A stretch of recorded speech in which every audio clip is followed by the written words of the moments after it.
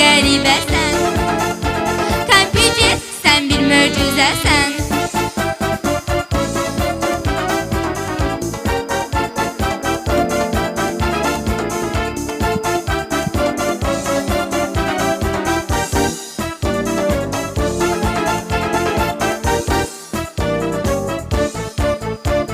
Kompüterə yarandı marağımız, proqramda işləməyə həvəsimiz.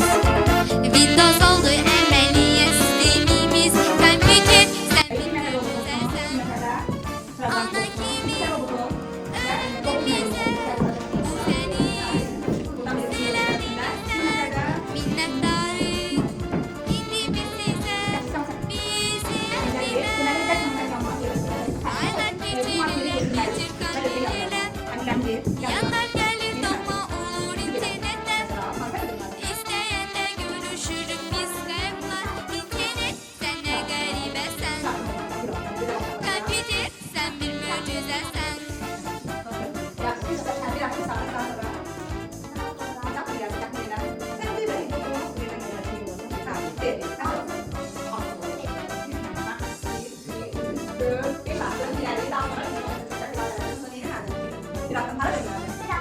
Yok, sola.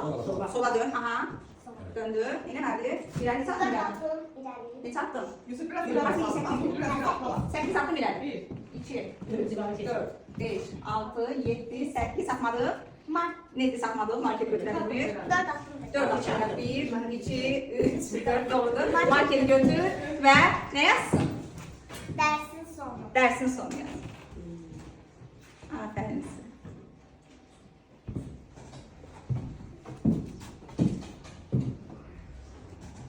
Algoritm bölməsinin ilk dərsi olduğu üçün ola bilər ki, zərflikləriniz olsun. Qarşıdakı mövzularda daha da təkmilləşdirəcək özünüzü.